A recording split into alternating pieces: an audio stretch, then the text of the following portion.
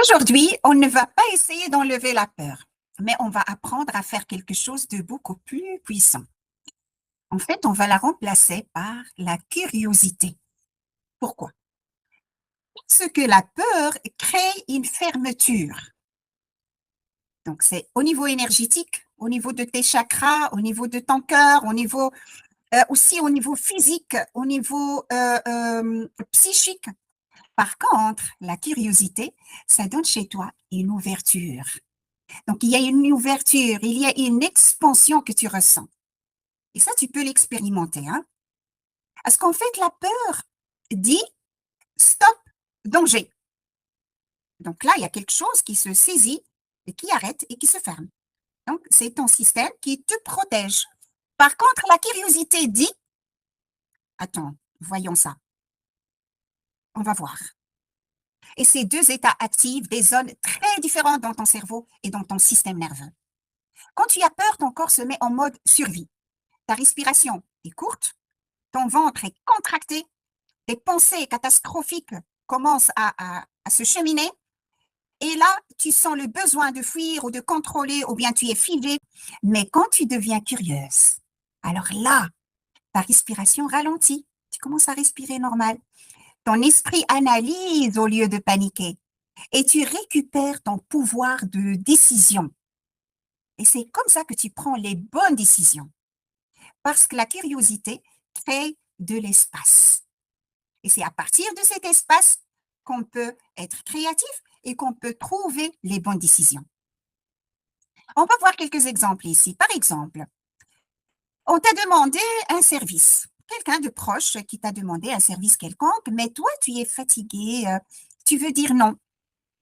Mais ton corps réagit et il te dit, donc il y a une petite voix dedans, hein, donc que tu ressens, la petite voix est aussi ton corps, et qui te dit, et si je dis non, je vais décevoir l'autre. Qu'est-ce qu'on va penser de moi? Ouf, on va penser que je suis égoïste. On ne va plus m'aimer peut-être à partir de ce jour-ci. Et habituellement, tu cèdes. C'est ça ce qui se passe. Et puis, tu dis oui, malgré qu'au fond de toi, tu veux dire non. Donc là, il y a quelque chose de contradictoire qui se passe en toi. Donc là, tu n'es pas aligné avec toi-même. C'est pour ça qu'aujourd'hui, je veux que tu fasses la différence et que tu veux faire les choses différemment. Tu prends une pause et tu te demandes, est-ce que c'est un fait ou c'est juste une supposition? C'est juste une création de mon mental qui a peur.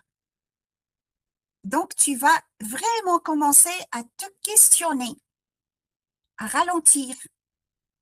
Et tu te poses la question, qui m'a appris que poser une limite était dangereuse pour moi? Qui m'a appris ça?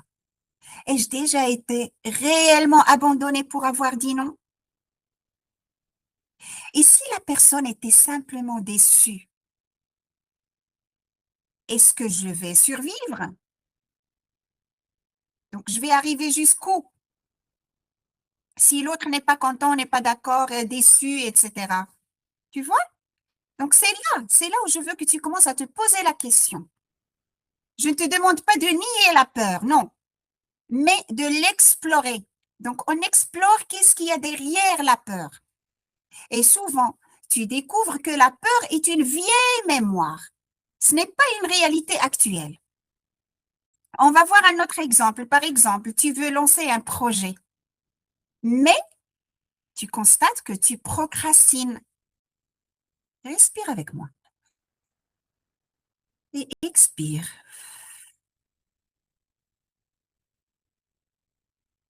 Et pose-toi la question.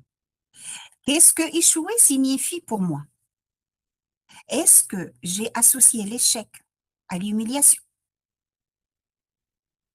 Et qui m'a appris que je devais réussir du premier coup? Qui m'a appris ça? Et qu'est-ce qui serait pire? Est-ce que c'est échouer ou ne jamais essayer? Alors là, il y a quelque chose qui va changer. Parce que la peur dramatise. Elle fait vraiment un drame. Elle te fait des scénarios. Par contre, la curiosité, elle te donne de la clarté. Tu sens qu'il y a de la clarté, tu sens qu'il y a de la paix, malgré ce qui peut être en train de se passer. On va voir ici un autre exemple. Par exemple, ton partenaire met du temps à te répondre. Peut-être qu'il est loin, peut-être qu'il est en mission quelque part, peut-être vous êtes fiancés encore. Donc, quand lui met du temps à répondre, qu'est-ce que ta petite voix va commencer à te dire? Qu'est-ce que ton esprit va commencer à dire? Qu'est-ce que ta peur va commencer à dire? Tu vas te dire peut-être, il prend du recul, il se détache, loin des yeux, loin du cœur. Tu vas commencer, il va partir, il va partir. Je ne suis pas assez, je ne suis pas assez belle, je ne suis pas assez dans ses yeux, etc. Je ne suis pas assez instruite, je ne suis pas assez, je n'ai pas étudié assez, je n'ai pas. Et tu vas commencer à te comparer peut-être avec sa collègue, avec l'autre. Ah, peut-être c'est sa mère qui lui a dit quelque chose. Ah, peut-être c'est sa sœur. Ah oui, il était chez elle hier. Ah, c'est pour ça. Tu vois? Et puis, tu vas commencer. Tu vas vraiment commencer à faire des histoires. Mais ici, je t'invite, madame ou mademoiselle, je t'invite maintenant à activer ta curiosité. Et tu vas commencer à te poser la question. Est-ce un fait ou c'est juste mon interprétation? Interprétation. Est-ce que cette sensation est familière? Depuis quand que j'ai cette sensation, que je la ressens dans des situations pareilles? Suis-je réellement en danger ici, maintenant? De quoi ai-je besoin pour me rassurer moi-même? Quand tu te poses ces questions, tu ralentis, tu poses ces questions et tu es présente et tu es consciente de ce qui se passe en toi, tu passes du modus victime, de la peur, à un autre mode de vie qui est être l'observatrice consciente de toi-même. Quand tu exerces la curiosité et tu l'utilises au bout de la découverte, donc vers la découverte, ça signifie ne pas s'arrêter à la première réponse. OK? Tu suis avec moi? Donc, quand tu as posé la question et tu as eu la réponse, par exemple, j'ai peur d'être rejeté, OK? Donc, tu vas te dire, OK, et si je suis rejeté, que se passe-t-il? Tu vas vraiment vers le fond. La réponse sera peut-être, je serai seule. Alors, et tu poses encore la question, tu vas plus loin. Et si je suis seule, que se passe-t-il? Alors, tu auras peut-être une réponse comme, ouais, je ne serai pas aimée. OK? Et tu continues à poser la question. Et si quelqu'un ne m'aime pas, est-ce que cela enlève ma valeur? Et ça, c'est la question clé. C'est là où tu vas vraiment ressentir la transformation qui commence. C'est vraiment par rapport à ta valeur.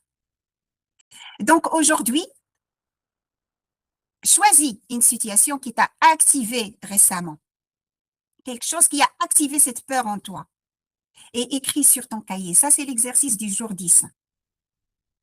Quelle était ma peur? Et quelle est l'histoire que je me suis racontée? Quels sont les faits réels? Et quelle autre explication est possible? Et si je veux que tu penses et que tu répètes avec moi, je choisis d'explorer au lieu de fuir. Donc, dis-toi, la peur veut me protéger de quelque chose, mais la curiosité me permet d'évoluer et je ne suis pas obligée de croire toutes mes peurs. Tu n'es pas obligée. Dis-toi ça, je ne suis pas obligée de croire toutes mes peurs. Je peux les questionner. Tu vas te comporter avec la peur comme c'était un être et tu commences à lui poser la question. Et quand je les questionne, quand tu questionnes ces peurs, dis-toi, je récupère mon pouvoir. Et quand je questionne mes peurs, je récupère mon pouvoir. OK? Et voilà. Et je te vois demain pour le jour 11.